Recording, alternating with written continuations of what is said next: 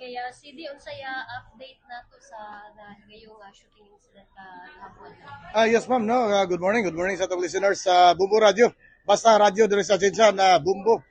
Ang atong biktima nga si Rapi Lambak da sa ah, area ng Station 3.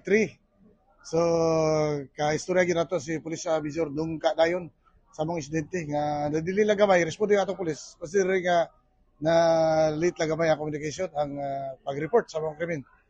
So pag-abot sa atong kapulisan dito, nadala na dayon sa Tabalanan ang duha ka biktima, no? Apil to yung anak nga 8 years old ug kato siya nga kasulukuyan ongoing ang pagtambal sa Tabalanan. Nakuha na to sa information dito nga gatod nga adto siya sa area ikalit lang og abot tong duha ka suspect nga riding in tandem gamit ang motorsiklo. Mao nga anong istorya gidayon ang mga pamilya ang amahan. So katulo kami adto sa ospital. Pag ikatulo wala pa gyapon kagawas. So istorya na to ang pamilya dito. Subo kay itabo sa iyang anak.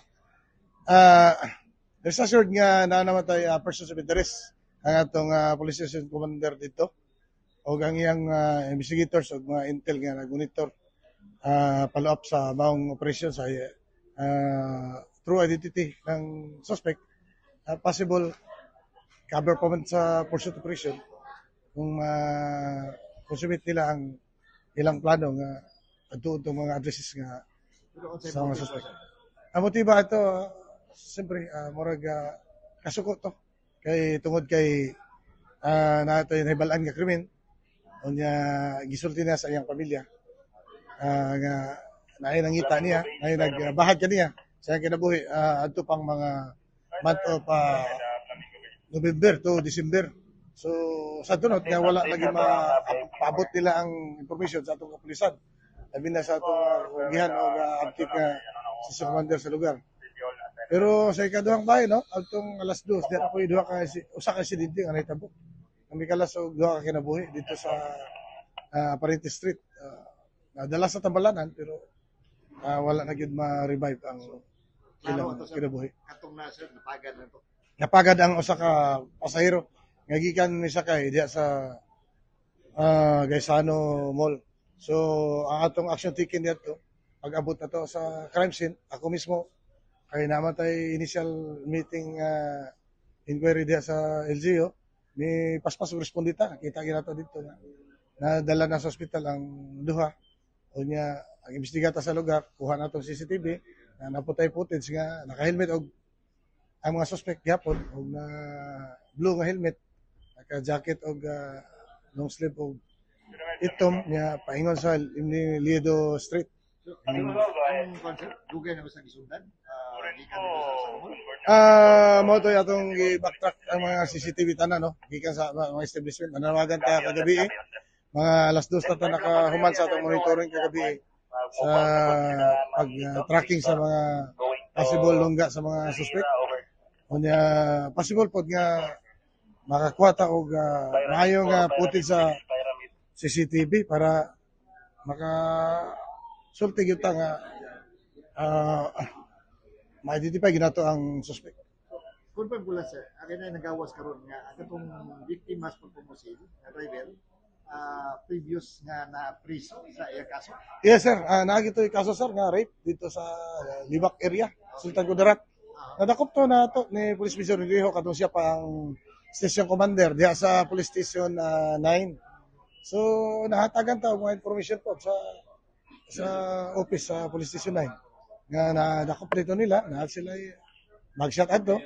Apod tayo sa synopsis ito sa iyang nabuhat nga krimen ay warrant to. So mao to nga na turnover to nga preso gikan diri paingon sa atong EOR paingon sa Libak. So tingala po ta nga nganong naka-drive na rape man ang kaso ato. So anyway namatay meeting pod with the station commander nga si Police Major Abastillas karong after these activities ato po nang kuan dayon napod si Police Lieutenant Colonel Canoy nga iya pong sigurado ang mga details nga makuha karong hapon sa atong meeting po. Okay, sir, murawag na-dismaya ta sa pipila ka mga establishment, doon ay mga CCTV, problema yun nga, wa yun. Yes, sir. Sige na lang, sir. Kay lisod po doon atong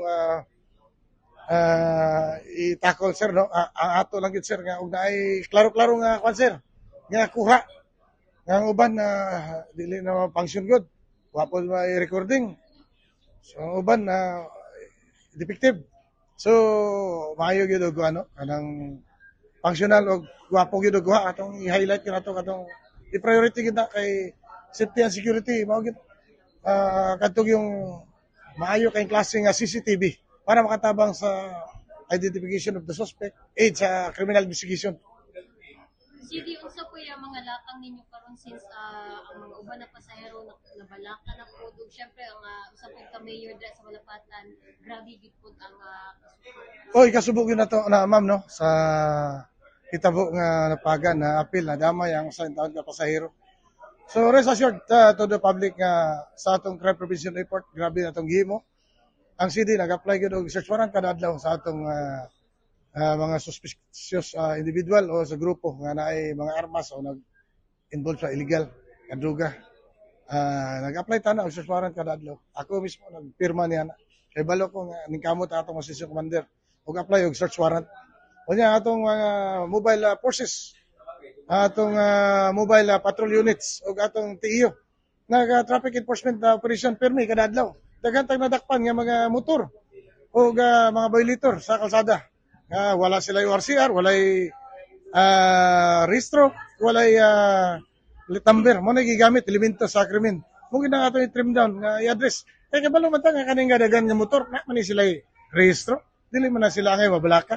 Mabalaka tag illegal ang atong pagkuha sa motorsiklo, mga karnap, pagpalit ato ana mga karnap.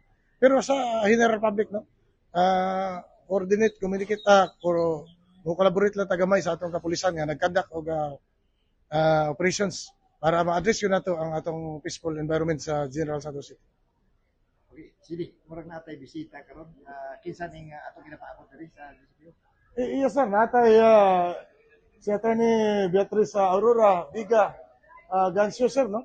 Usa ni ka komisyoner sa atong National Police Commission.